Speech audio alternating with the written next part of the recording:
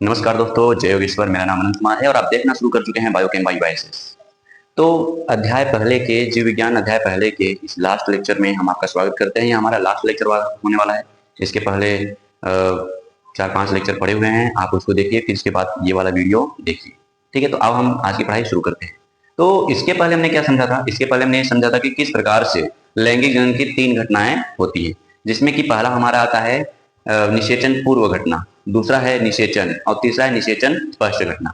तो निषेचन पूर्व घटना का मतलब होता है जो प्रक्रियाएं निषेचन के पहले होती है, और उसमें 2 प्रक्रियाएं होती हैं, जैसे कि युग्मक जनन यानी युग्मकों का निर्माण, और दूसरा होता है युग्मक स्थानांतरण यानी युग्मक कैसे एक दूसरे के पास पहुंचते हैं, फिर तभी तो निषेचन होगा ना, जब युग्मक दोनों एक पास पहुंचेंगे। ठीक है, ये किस प्रकार से होते हैं उसको हम इस वीडियो में क्या करते हैं, समझते हैं। देखो, युग्मक जनन में युग्मक निर्माण कैसे होता है, युग्मक कितने प्रकार के होते हैं, और जीवों की लैंगिकता क्या होती है, इसके आधार ये तो हम पढ़ चुके हैं। लेकिन यहाँ पे हम क्या समझने वाले हैं कि जब युग्मक का निर्माण होता है तो उस समय उस जीव कोशिका में किस प्रकार का विभाजन होता है। यानी कोशिका विभाजन 2 प्रकार की होती है, 3 प्रकार कह सकते हैं। जिसमें एक होता है समसूत्री विभाजन, जिसमें एक जनक कोशिका जो होती है उससे उत्पन्न होने वाले जितने भी संतति कोशिकाएं होती हैं उनमें उपस्थित गुणसूत्रों की संख्या उनके जनक में उपस्थित गुणसूत्रों की संख्या समान होती है, इसलिए इसको हम क्या कहते हैं, समसूत्री विभाजन। और दूसरा जो होता है वो हमारा होता है अर्धसूत्री विभाजन। अर्धसूत्री विभाजन हमको क्या बताता है कि जब भी कोई जनक कोशिका विभाजित होगी तो उसके संतति कोशिकाओं में जितने गुणसूत्र होंगे वो अपने जनक गुणसूत्रों से आधे होंगे, इसलिए उसको अर्धसूत्री विभाजन कहते हैं। अर्धसूत्री विभाजन एक प्रकार की विशिष्ट प्रक्रिया होती है। ठीक है, इसको हम एक नए वीडियो में समझ सकते हैं, आप कोशिका विभाजन चैप्टर में उसको देख सकते हैं। फिर तीसरा आता है हमारा असूत्री विभाजन। असूत्री विभाजन का मतलब होता है जिसमें गुणसूत्रों की संख्याओं का कोई निर्धारण नहीं होता है, किसी भी संख्या में गुणसूत्र क्या हो जाते हैं, एक दूसरे से बढ़ जाते हैं। यह प्रक्रिया अक्सर प्रोटोजोआ और जीवाणु कोशिकाओं में होती है, इसमें होता है एक कोशिकाओं में असूत्री विभाजन देखने को मिलता है। तो यहाँ पे हम थोड़ा समझते हैं। देखो, जितने भी युग्मक होते हैं वो एक गुणित होते हैं। ठीक है, हेप्लॉइड यानी स्मॉल से प्रदर्शित करते हैं, चाहे उनके जनक एक गुणित हो या द्विगुणित। तो यहाँ पे बात यह है कि एक गुणित क्या होता है और द्विगुणित क्या होता है। ठीक है, तो एक गुणित जीव उसे कहते हैं जिसकी संपूर्ण कोशिकाओं में गुणसूत्र का केवल एक ही सेट मौजूद होता है, यानी वो गुणसूत्र जोड़ों में नहीं पाए जाते हैं, उन्हें एक गुणसूत्र कहते हैं या अगुणित कहते हैं। ठीक है, उन्हें मतलब एक गुणित या फिर अगुणित कहते हैं, हैप्लॉइड सेल कहते हैं। बात समझ नहीं? जैसे कि हमारे कोशिकाओं में 46 गुणसूत्र होते हैं और इनको हम जोड़ों में काउंट करेंगे तो 23 जोड़े होते हैं। इसका मतलब 23 जोड़ा, यानी प्रत्येक 23 गुणसूत्र के अपना अपना एक जोड़ा होता है, तो उन जीवों को हम द्विगुणित कहेंगे। और जिसमें केवल एक ही सेट पाया जाता है, यानी एक ही गुणसूत्र पाया जाता है, तो उसको हम कहेंगे एक गुणित। जैसा कि यहाँ पे बताया गया है कि ऐसे जीव कोशिकाओं में गुणसूत्र जोड़ों में नहीं पाए जाते हैं, केवल एक गुणसूत्र सेट होता है। ठीक है, तो इतना समझा कि नहीं? तो ये चीज होता है। जैसे जैसे जूता मान लो जोड़ों में पाया जाता है, चप्पल जोड़ों में पाया जाता है, तो ये सेट हो गया, एक पूरा सेट है। लेकिन जूते का एक सेट, ठीक है, चप्पल का एक सेट, तो ये सब क्या हो गया, तो ये एक सेट हो गया ना, एक गुणित है, तो जोड़ में नहीं है, तो यन कहेंगे। ये कौन से एग्जाम्पल होते हैं? मोनेरा, प्रोटिस्टा, फंजाई, थैलोफाइटा और ब्रायोफाइटा। ठीक है, मोनेरा में सभी जीवाणु रखे गए हैं, प्रोटिस्टा में सब प्रकार के प्रोटोजोआ रखे गए हैं। ठीक है, फंजाई में तो सब कवक आते हैं, थैलोफाइटा जैसे शैवाल हो गया, और ब्रायोफाइटा में जैसे मार्केंसिया हो गया, रिक्सिया हो गया। तो ये जो पौधे होते हैं इनमें ये एक गुणित पादप काय होते हैं, मतलब इनमें गुणसूत्रों की संख्या एक गुणित होती है। तो सोचने वाली बात है कि इसमें युग्मक के निर्माण, जब युग्मक बनाते हैं, गैमीट बनाते हैं, तो किस प्रकार का ये सेल डिवीजन करते हैं, यानी कोशिका विभाजन करते हैं। तो इसमें लिखा है कि एक गुणित जीव समसूत्री विभाजन द्वारा युग्मक का निर्माण करते हैं। जैसे मान लो कि किसी भी एक गुणित जनक कोशिका में क्या है कि यन गुणसूत्र है। ठीक है, यन गुणसूत्र है, और जब भी ये समसूत्री विभाजन होंगे, समसूत्री मतलब समान गुणसूत्र का विभाजन, ठीक है, तो इसको भी यन मिलेगा और इसको भी यन मिलेगा। और समसूत्री विभाजन में एक कोशिका से 2 कोशिका बनती है, तो इसका मतलब पहले अपनी गुणसूत्रों की संख्या को दुगना करते हैं, फिर ये संततियों में मतलब 2 कोशिकाओं में बटकर ये समान रूप से उनको गुणसूत्र अपना दे देते हैं। तो इसलिए इनमें भी यन गुणसूत्र, ये भी, ये युग्मक कोशिका होगी। तो ये हम किसकी बात कर रहे हैं? एक गुणित जीव की। ठीक है, और यहाँ पे हम समझते हैं कि द्विगुणित जीव की। द्विगुणित जीव का मतलब होता है डिप्लॉइड ऑर्गेनिज्म। ठीक है, अब ये जीव क्या होते हैं? अब इसमें हमने बताया ना, इसका उल्टा ही होगा, कि इसमें जो गुणसूत्र होते हैं वो जोड़ों में पाए जाते हैं, और इसके साथ साथ इनके एक गुणसूत्र का मतलब प्रत्येक गुणसूत्र का अपना एक सेट होता है, जोड़ा होता है। ठीक है, तो यहाँ पे होता है कि प्रत्येक सेट में 2 गुणसूत्र पाए जाते हैं। ठीक है, प्रत्येक सेट के 2 गुणसूत्र होते हैं, तो इसका मतलब क्या होगा, ये द्विगुणित है, 2n है, डिप्लॉइड है।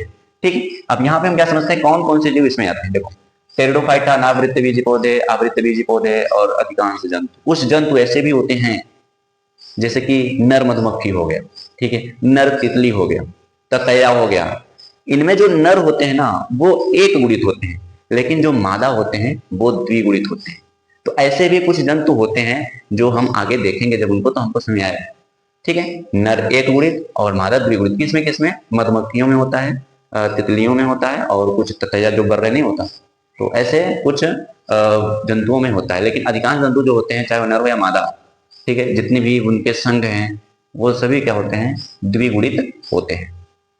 तो द्विगुणित जीव अर्धसूत्री विभाजन द्वारा युग्मक का निर्माण करते हैं। अर्धसूत्री माने आधा गुणसूत्र, यानी जितना जनक में गुणसूत्र रहेंगे उसका आधा उनके संतति कोशिकाओं में रहेंगे। मतलब जितना जनक कोशिका में गुणसूत्र रहेंगे, जितना जनक कोशिका में गुणसूत्र रहेंगे उसका आधा गुणसूत्र उनके संतति कोशिकाओं में रहेगा। समझ में आ गया? जैसे यहाँ पे मान लो मैंने एक जनक कोशिका ली 2n ली, इसमें अर्धसूत्री विभाजन करवा दिया, तो अर्धसूत्री विभाजन से मतलब 4 कोशिकाएं बनती है, 4 संतति कोशिकाओं का निर्माण या युग्मक कोशिकाओं का निर्माण होता है, और प्रत्येक यन होते हैं। अब देखो इसमें 2n गुणसूत्र था, माने यन के स्थान पे मान लो 1 रखते हैं, तो 2 1 का 1, 2 1 का 2 ना, तो इसमें 2 गुणसूत्र हैं, तो इनकी संततियों में देखो एक गुणसूत्र है, क्योंकि n बराबर 1 होता है। अगर मान लो n बराबर हमने 23 रख दिया, ठीक है, n बराबर 23 रख दिया, तो 23 दूना 46 हो जाएगा, और तब n बराबर 23 में 23 गुणसूत्र पाए जाएंगे, जैसे कि मनुष्य में ऐसा होता है। ठीक, तो ये हमारा होता है युग्मक के निर्माण से संबंधित, युग्मक जनन से संबंधित सारी जो भी हमने सिद्धांत समझा, यहाँ पे ये सारी चीजें समझ ली।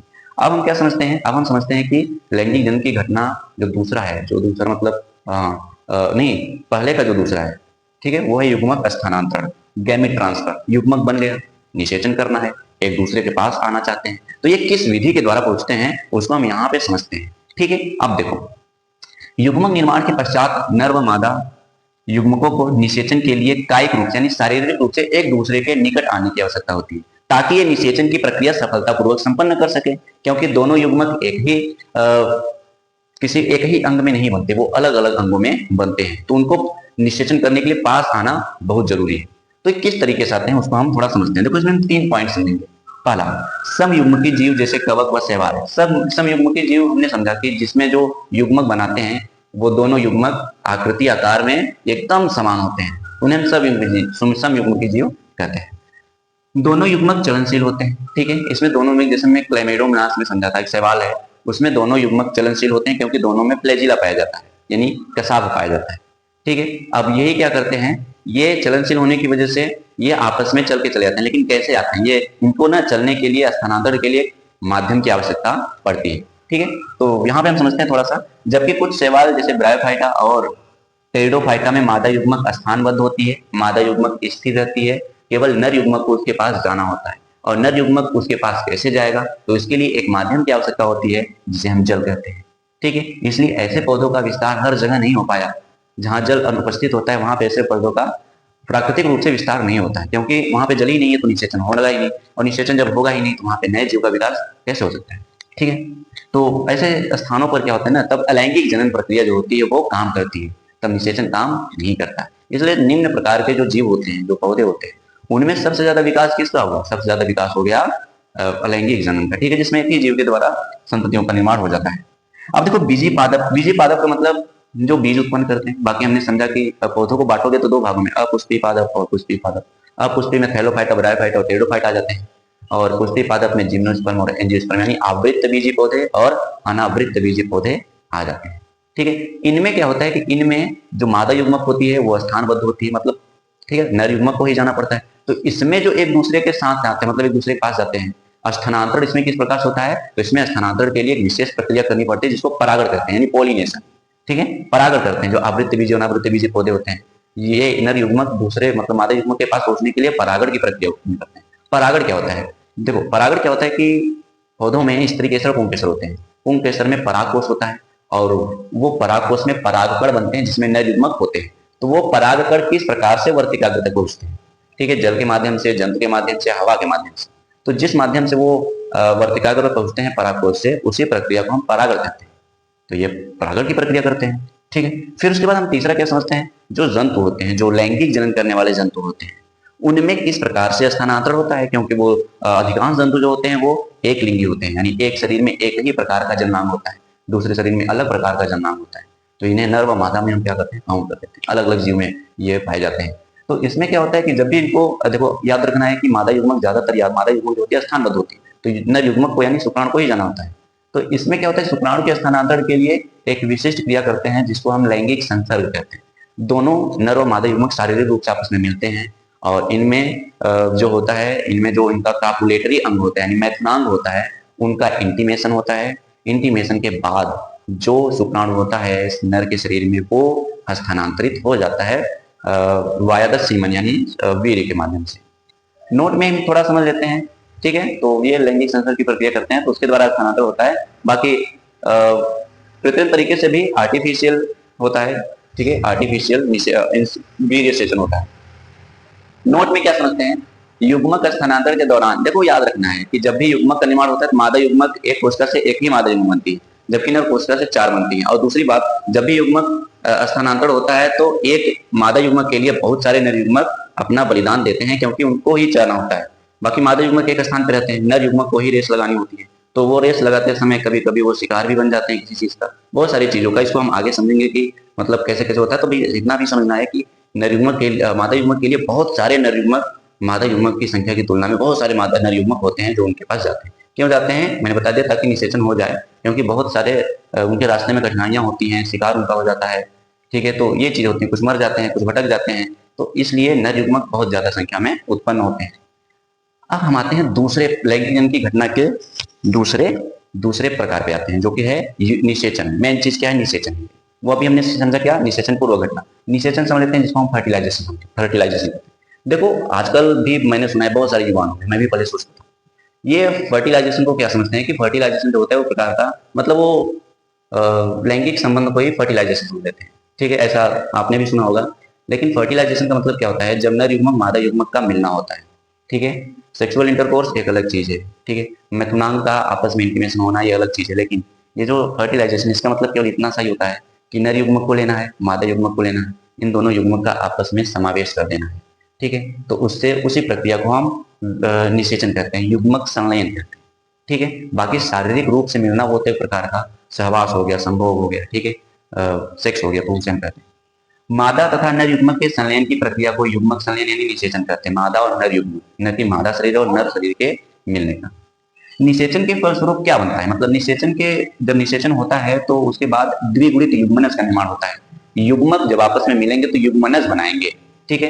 एक नर युग्मक यन, दूसरा मादा युग्मक यन, तो जब यन यन मिलेंगे तो 2n बनाएंगे कि नहीं, यन यन मिलेंगे तो 2n बनाएंगे, तो ये युग्मनज है। तो द्विगुणित होता है, देखो द्विगुणित, इसका जो आधा सेट गुणसूत्र का था, इसका जो आधा सेट गुणसूत्र का था, अब दोनों मिलकर एक पूरा सेट बना देंगे, यानी एक सेट में अब 2 गुणसूत्र होंगे तो 2n बन जाते हैं, ठीक है, यानी द्विगुणित बन जाते हैं। आगे समझते हैं कुछ 2 टॉपिक और समझते हैं, जैसे अनिषेक फलन और अनिषेक जनन। इन दोनों में क्या अंतर है, देखो अनिषेक फलन, फलन माने फल, फलन माने फल का बनना, ठीक है। जब बिना निषेचन के फल का निर्माण हो जाए, जैसे केला व अंगूर में, इसमें बीज ज्यादातर नहीं पाए जाते हैं, ठीक है। इनमें जो निषेचन की प्रक्रिया होती है वो बिना मतलब इसमें जो फल का निर्माण होता है वो बिना निषेचन होता है, तो इस प्रक्रिया को हम क्या कहते हैं, अनिषेक फलन। जैसे में आप लिख सकते हैं अंगूर, ठीक है, केला, ये सब चीज इसमें थी। अनिषेक जनन क्या होता है, जनन का मतलब निर्माण होना, किसी जीव का निर्माण होना। तो जब किसी जीव का निर्माण बिना निषेचन के हो जाए, जैसे जितने भी नर मधुमक्खी होते हैं, ठीक है, उनका निर्माण बिना निषेचन हुआ तो युग्मक से ही, लेकिन किसी निषेचन नहीं हुआ उसमें कि कोई मादा युग्मक आके बन गया, नर युग्मक से हुआ नहीं, उसमें केवल युग्मक ने ही एक पूर्ण जीव का विकास कर लिया, तो निषेचन हुआ ही नहीं, तो इसको हम क्या कहते हैं, अनिषेक जनन, ठीक है। अब इसको आप क्या करिए, इसको उतार लीजिए, फिर उसके बाद हम आपको और पढ़ाते हैं। मतलब इसके बाद अभी हमारा एक टॉपिक है निषेचन पश्च घटना है, या निषेचन के प्रकार भी समझना है, फिर निषेचन पश्च घटना है, जैसे कि भ्रूण का उद्भव, ठीक है, और बहुत सारी चीजें इसमें हम अभी समझने वाले हैं, ठीक है। इसको उतार लीजिए।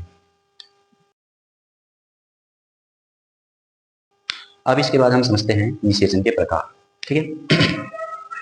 निषेचन के 2 प्रकार होते हैं कि निषेचन संपन्न कहाँ पे हो रही है, इसके आधार पर, ठीक है, कि निषेचन किसी मादा शरीर के भीतर संपन्न हो रही है, यानी शरीर के भीतर संपन्न हो रही है, या शरीर के बाहर। यदि निषेचन की प्रक्रिया शरीर के बाहर जल में संपन्न हो रही है तो उसको हम बाह्य निषेचन कहते हैं, क्योंकि ये शरीर के बाहर संपन्न हो रही है, ठीक है। और जब निषेचन की प्रक्रिया मादा शरीर के भीतर संपन्न होती है तो उसे हम आंतरिक निषेचन कहते हैं, क्योंकि वो शरीर के भीतर संपन्न हो रही है।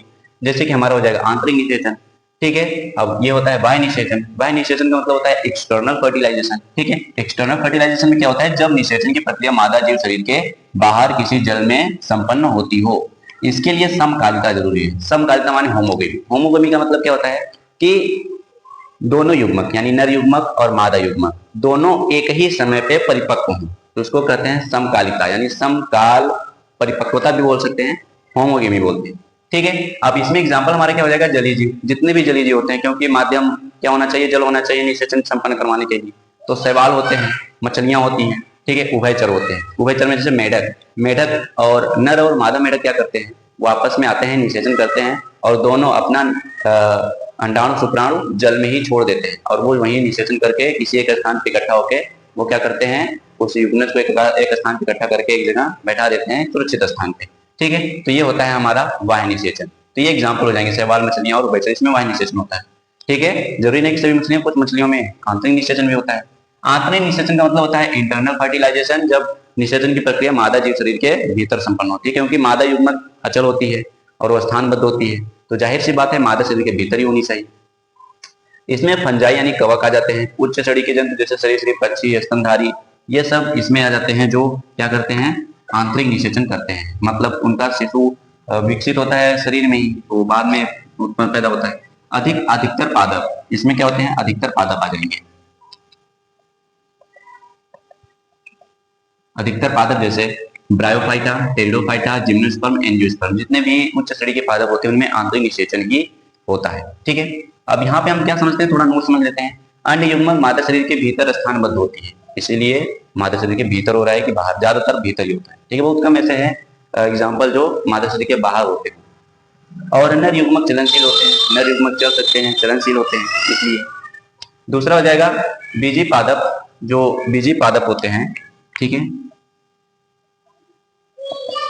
बीजी पादप में नर युग्मक अचलनशील होते हैं। बीजी पादप मतलब जिम्नोस्पर्म, एंजियोस्पर्म में, तो इनको एक स्थान से दूसरे स्थान तक ले जाने के लिए परागकण होते हैं और वो हवा के माध्यम से, जंतु के माध्यम से या फिर जल के माध्यम से वो स्त्री केसर के यानी वर्तिकाग्र तक पहुंचते हैं, ठीक है। तो ये हमको नोट में याद रखना है।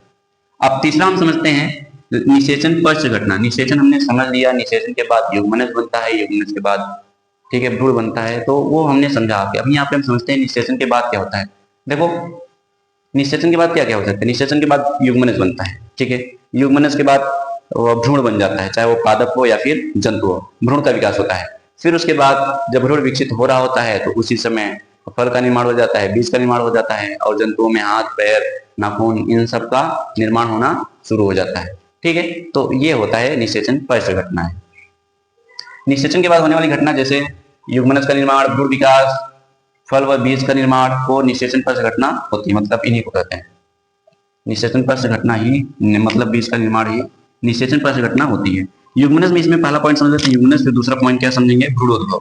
युग्मनज क्या होता है कि एक कोश की जीव, ठीक है, एक कोश की जीव, मतलब युग्मनज क्या होता है समझो। अगर कोई पूछे युग्मनज क्या है, जाइगोट क्या है, तो आपको इतना याद रखना है, निषेचन के बाद जो एक कोशिका भित्ति रहित द्विगुणित संरचना का निर्माण होता है उसको हम युग्मनज कहते हैं। बस इतना ही याद रखना है, ठीक है।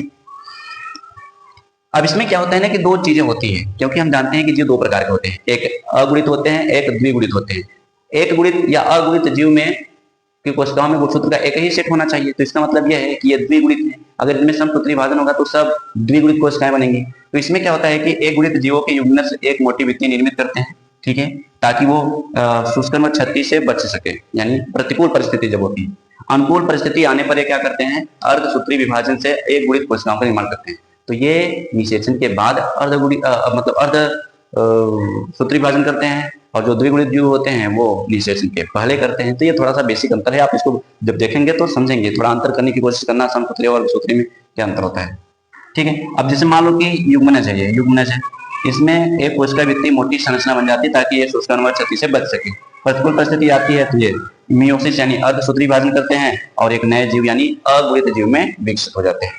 उसी प्रकार अगर द्विगुणित जीवों की हम बात करें तो द्विगुणित जीवों के युग्मनज समसूत्री विभाजन द्वारा भ्रूण बनाते हैं। जो द्विगुणित जीव होते हैं वो समसूत्री युग्मनज के द्वारा ही भ्रूण बनाने का काम मतलब बनाते हैं। और जब ये हो जाता है तो उनमें ये प्रक्रिया क्या होती है, फिर यही नन्हे जीव में विकसित होते हैं, फिर वो नन्हे जीव में विकसित कर जाते हैं।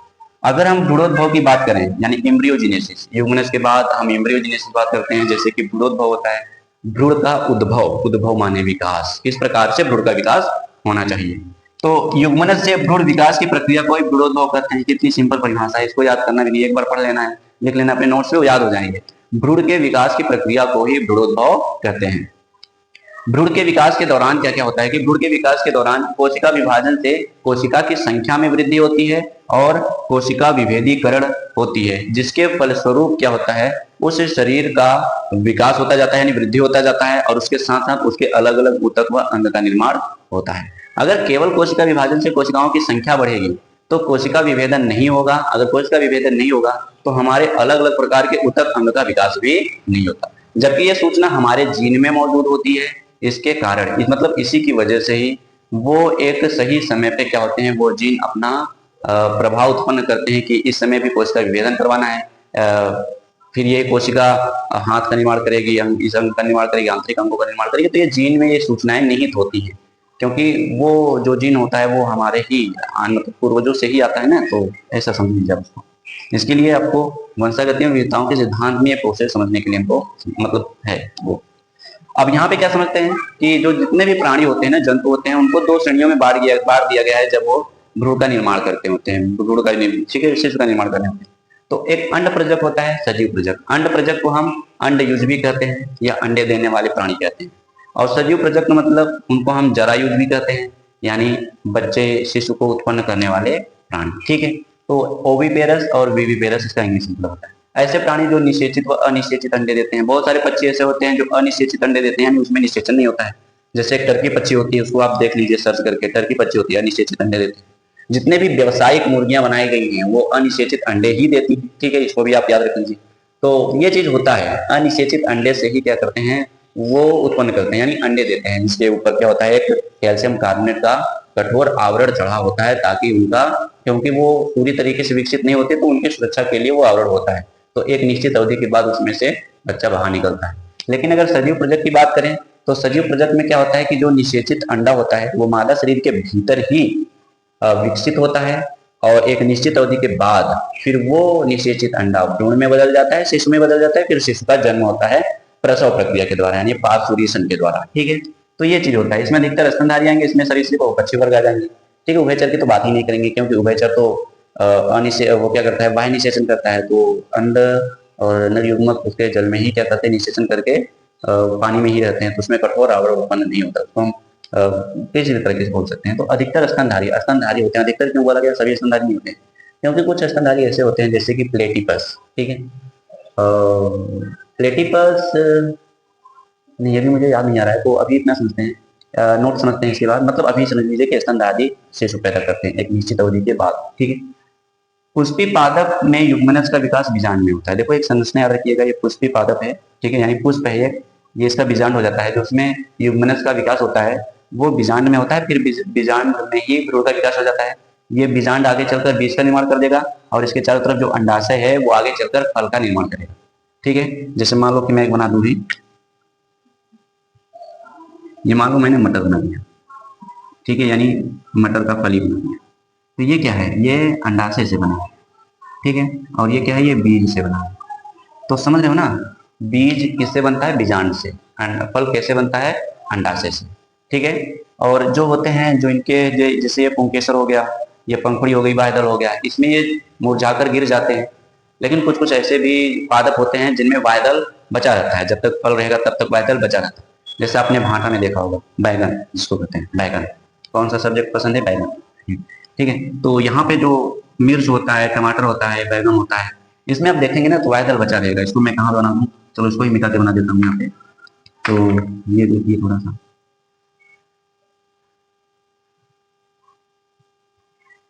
ठीक है, ये जो होता है ना यही बायदल है।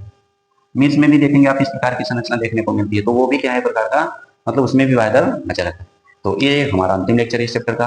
आपको पसंद आया है या नहीं पसंद आया है, इसके लिए आप कमेंट में कह सकते हैं, और इसको क्या कर सकते हैं, अपने दोस्तों के साथ शेयर भी कर दीजिए। अगर अच्छा लगा है तो लाइक कर दीजिए, और यही है एक सपोर्ट करने का माध्यम, लाइक करिए, शेयर करिए। सब्सक्राइब नहीं किए तो उसको भी कर लीजिए, और अपने दोस्तों रिश्तेदारों के साथ शेयर कीजिए। धन्यवाद। मिलते हैं आपसे एक नए लेक्चर में। ठीक है, जीव विज्ञान के। धन्यवाद।